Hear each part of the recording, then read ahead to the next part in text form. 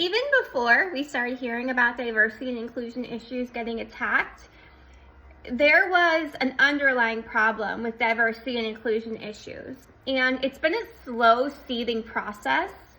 As a woman who's always advocated for Black lives and Latino lives and eventually women's rights when I learned what they were in college more so, because before that I kind of thought that feminism was a bad term. That's what my mom had to think, I think, so that she could make it in the business world. And there has been a horrible attack on D&I in the past couple of years. Would you agree? Well, the truth is that D&I attack is actually because D&I is not very inclusive. It's taken me a long time to learn. In fact, when you first started following Imagine Equality, you might have seen me say that it's a time that D&I is being attacked, and that is why we need to be equipping more underrepresented individuals, but we will always help everybody. The other day, I looked at the definition of BIPOC, B-I-P-O-C, and I want to read it to you because I can't remember. Black, Indigenous, and people of color. It's pronounced BIPOC. BIPOC is used to be more inclusive than people of color. It acknowledges that people of color experience different types of discrimination and prejudice, which is true. It's absolutely heartbreaking, and it happens still to this day all the time. It's used to demonstrate solidarity between communities of color. Remember, I'm reading this. But here's some of the issues that I've seen when I read about BIPOC and who counts as a BIPOC. It basically includes every single minority except for the Jews. And the thing is that the Jews, actually over 50% of all the hate crimes this year have been against the Jews.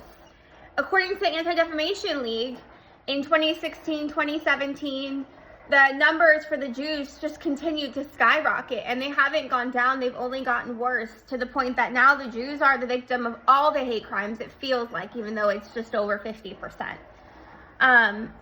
The Jews comprise much under 1% of the population of the United States, and yet the Jews are the victims of majority of hate crimes these days. So let that sink in for a minute at how disproportionately the Jews are the victims of hate crimes. Imagine Equality is ready to answer the call for action. We're here to help educate and support our underrepresented Jewish people. And if you have a grandfather who was a Jew, you are included. You know, if it wasn't for the Holocaust that killed 6 million Jews, we would be a lot more than 1% of the population. I believe that we're currently 0.3%.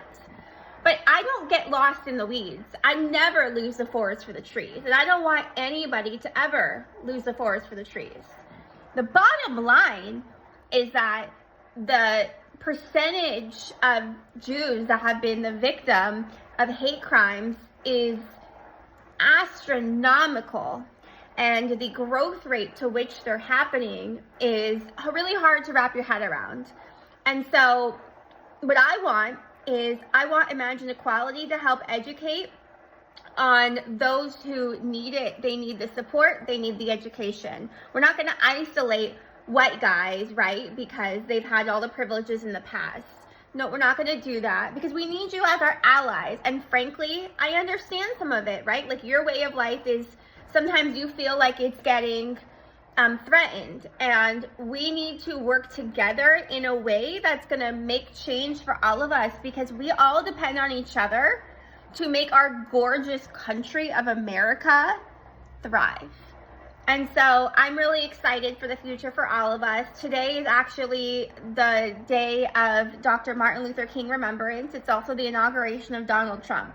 I think a lot of people would have never expected President Donald Trump to be the unifier of people, but I have a feeling that at this point, there's going to be a lot of surprises for a lot of Americans, and I think we're all going to come out better because of it. And if not, then in 4 years, we have someone else to vote for. But Imagine Equality is a nonprofit. We are not here to tell someone to be Democrat or Republican or something in the middle.